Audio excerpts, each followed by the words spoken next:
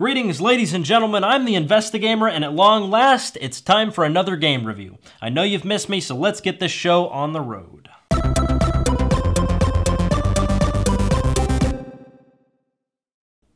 South Park. I'm going down south. How can I honestly talk about this show without just gushing over how fucking funny every single episode is? The show's been running for 17 seasons now, and they show no sign of devolving in quality or slowing down. Other shows that have been running this long eventually run out of things to say, but South Park is always on point and current with their satirical material. If anything, they just keep getting better. There have been South Park games in the past, but none as massively awaited as South Park: The Stick of Truth, a game I've been looking forward to for almost 2 years now. To me, The Stick of Truth looked unique because it looks and plays like an episode of South Park would. I can't think of a single instance where a video game adaptation of a television show so closely mimicked its original incarnation. Let us charge our shields and use photon torpedoes to vaporize the Klingons! Kevin, god damn it. Every fucking time, Kevin. God fucking damn it, seriously.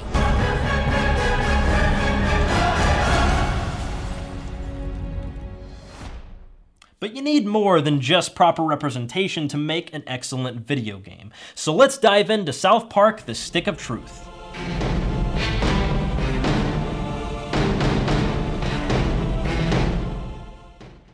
It's entirely pointless to try and summarize the plot because it seems to radically change after almost every single quest, but here's the opening premise at least, I guess. You assume the role of the new kid who's just moved to South Park, and after joining Cartman's army, you're tasked with retrieving the Stick of Truth from the elves. Events throughout the game are played in the style of a typical turn-based role-playing game, much like Dungeons & Dragons, which I personally am very acquainted with. You pretty much have to suspend your disbelief entirely for this game, much like I'm sure you do with the television show anyways.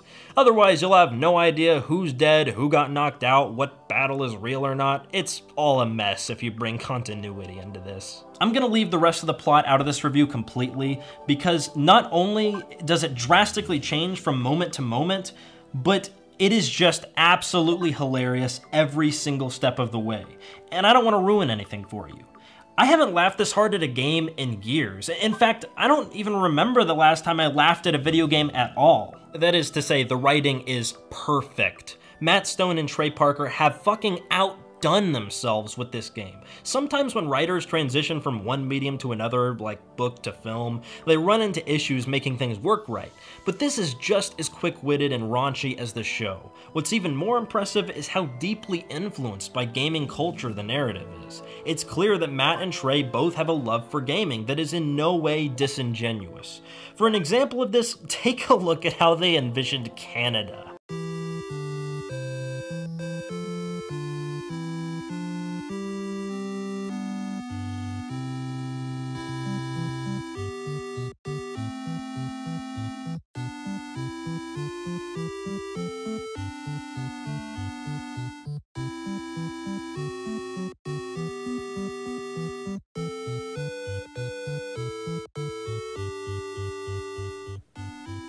So many references.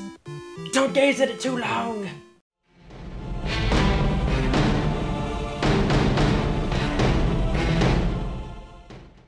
The Stick of Truth plays out like a 2D turn-based role-playing game. The world of South Park is essentially open and can be explored at your whim when not locked in a quest area. This world feels dynamic and is full of surprises around almost every corner. Take the storage facility, for example. After a little snooping around, I was able to uncover the secret hideout of Butter's alter ego, Professor Chaos. While I was playing the main quest line, the world seemed quite massive. But when I hit endgame, I started realizing it's not quite as big as I had originally assumed. Is this a bad thing? No. South Park is a quiet little mountain town, and considering how well they fleshed out each and every character to my satisfaction, I don't expect them to go put in filler characters where they're not needed just to make the game world larger. It just simply isn't worth it, and I'm perfectly happy with the way it is. Combat is even more satisfying. While I did find myself sticking to a fairly narrow playstyle for the sake of convenience, there were always a wide breadth of possibilities, and I never once felt too repetitive. A typical scenario will play out something like this. On your turn, you have the option of using one item before you launch an attack. Since items are somewhat abundant, I rarely attack without using some kind of buff. In this case, I use a speed potion which allows me to attack twice. Quite useful, to be honest. After you've used an item, you can attack with a weapon, spell, or ability. Abilities are special moves that require power points to cast them. PP for short. PP. If you have a fucking better name for them, then fucking say it, Clyde! Fucking asshole! I could go much more in-depth with the combat system if I really wanted to, but this is just the type of game you really want to play yourself, and I want to avoid spoiling the experience as much as I possibly can. Trust me, you'll thank me if you go out and play the game.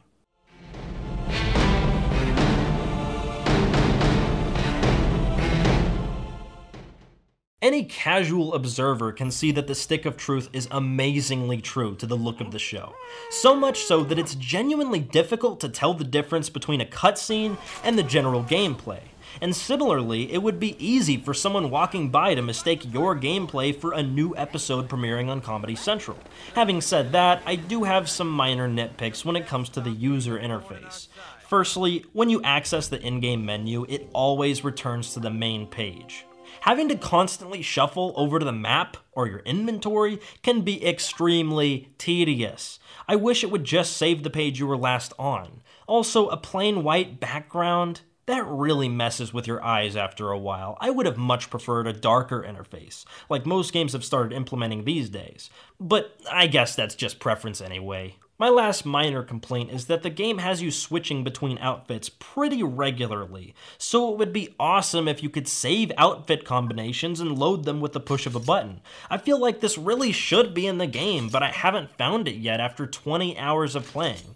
If I'm just missing this or something, please let me know. But none of this is really that detracting, and all the other design aspects are completely flawless. I mean, take a listen to the soundtrack, for example.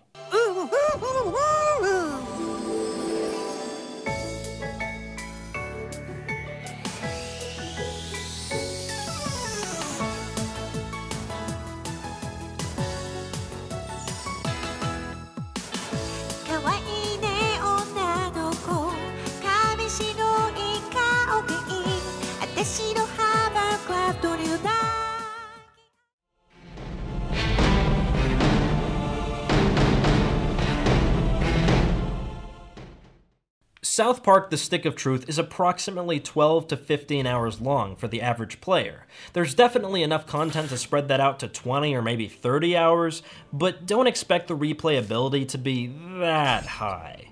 However, because of the non-stop humor, well-intentioned references, dynamic combat, and much more, you will spend the entire duration of the first playthrough having an absolute fucking blast. Not one moment is dull, not one scene is boring, and that, in my opinion, is what earns South Park its price tag. Not the length, but the impact. South Park is such a breath of fresh air considering the games I've been playing recently, and in spite of a few minor nitpicks, I've decided to award the game with a 5 out of 5. In fact, the game was so fun that it's motivated me to get started on a big project I've been planning for a long time. An in-depth look at...